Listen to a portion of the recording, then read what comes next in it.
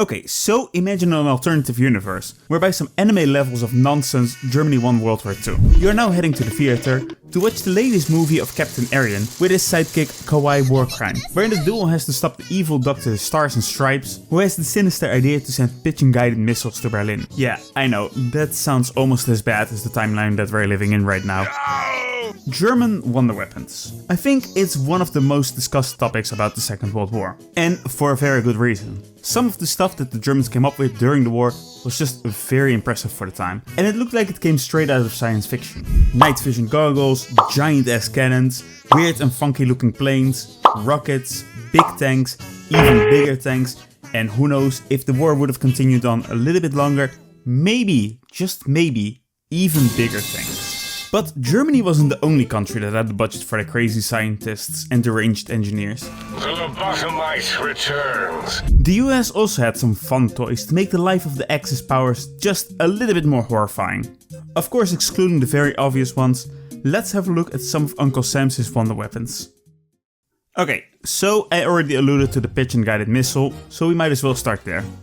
During the Second World War, bombing was not really that accurate.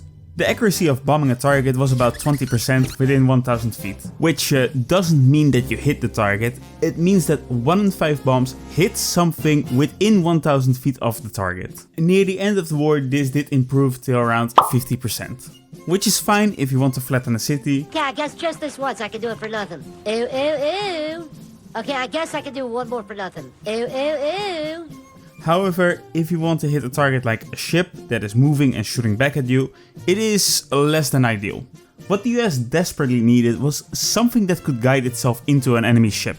Now, the Japanese already solved this problem in 1944, but unfortunately for the United States, they already rounded up all Japanese American citizens in 1942. So they had to find another way to make self-guided bombs. Luckily, there was one guy that had a brilliant plan. Skinner?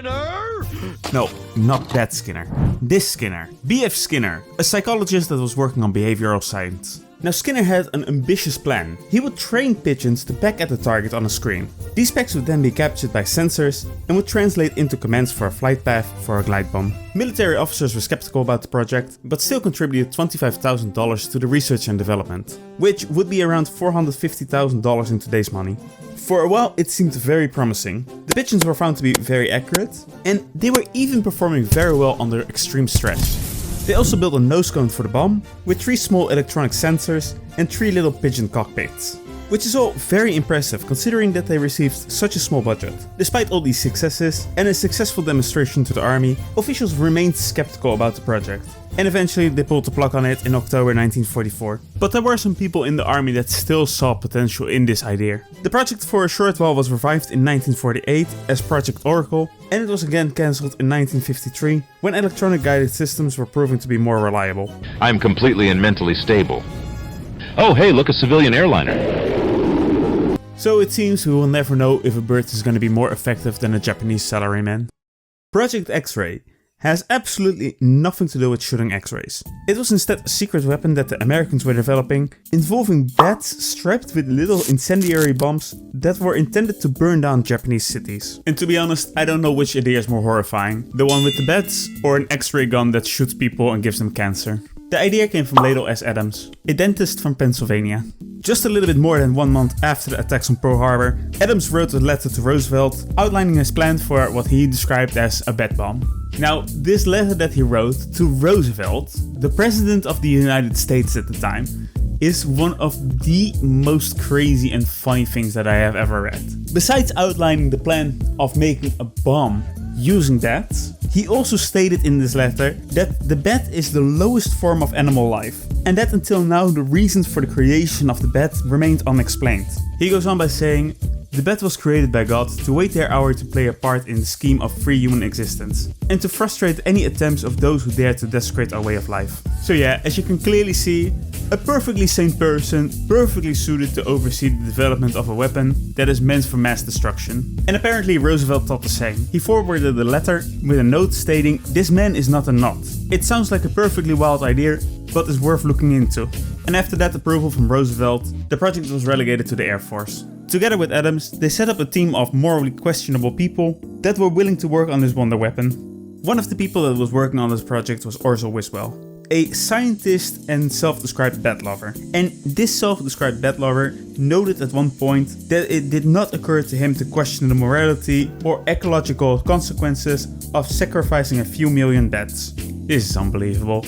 You put one Molotov cocktail on a bird, people call you a terrorist. You put an incendiary bomb on 1 million bats, you're called a scientist.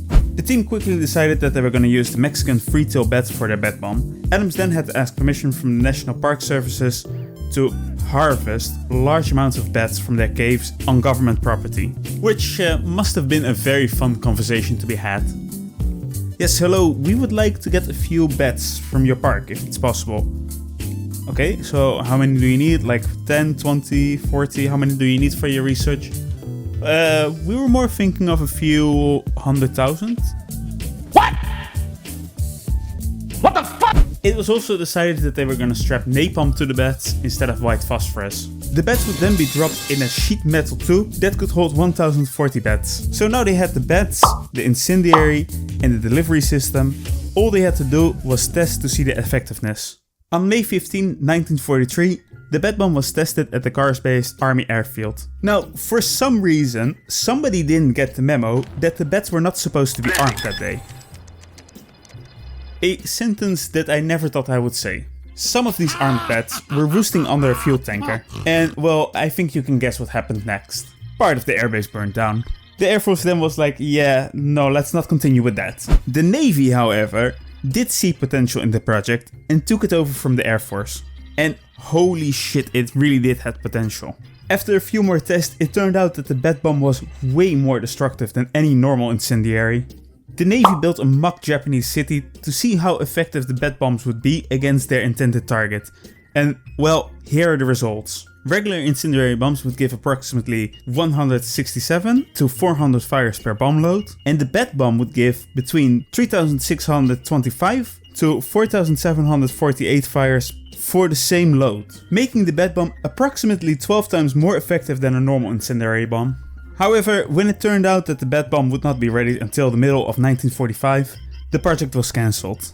By that time it was estimated that this project already cost $2 million, which is around $35 million in today's money. Okay, let's take a look at one more wonder weapon and let's try to avoid animal cruelty this time. So apparently the US had plans for training goats to clear minefields. No, let's avoid that one. What else do we have? Let's see. The TDR-1. So when we are talking about modern war, one of the things that comes up quite often is the use of drones. However, the US was far ahead of the curve and already had drones in the 1940s. Well, sort of at least.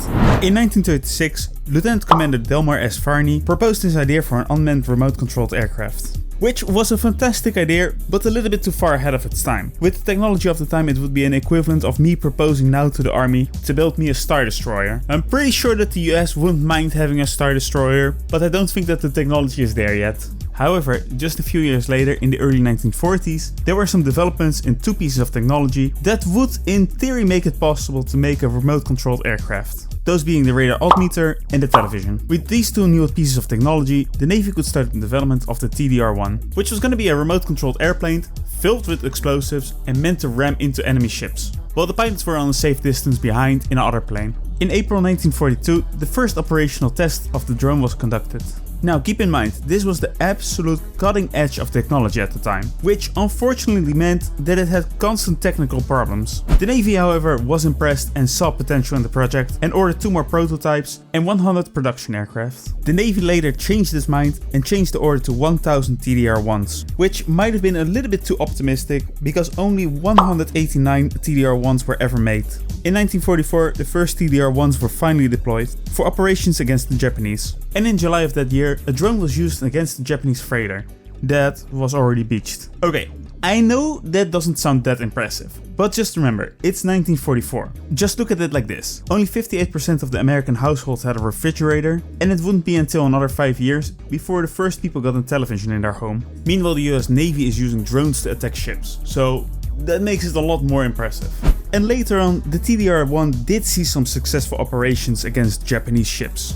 while the crew was controlling it from a relatively safe distance of 7 miles or 11 kilometers away. The final mission where TDR-1 was used was on October 27th, when 50 drones were sent out. 31 of those drones successfully hit their target without losing a single pilot. Despite these successes, the assault drone program had already been cancelled due to the previously mentioned technical problems and due to the fact that more conventional weapons were proven to be adequate to defeat the Japanese. Now, despite how crazy all of these ideas seemed, all of them were somehow effective or at least had potential. I mean, the drone worked, the bat bomb was objectively better than a normal incendiary, the pigeon guidance system was brought back just a few years after the war, so they saw potential in that as well. Which really makes me wonder, why did they cancel all of these projects? Oh yeah, I forgot about that. Yeah, that would make sense though.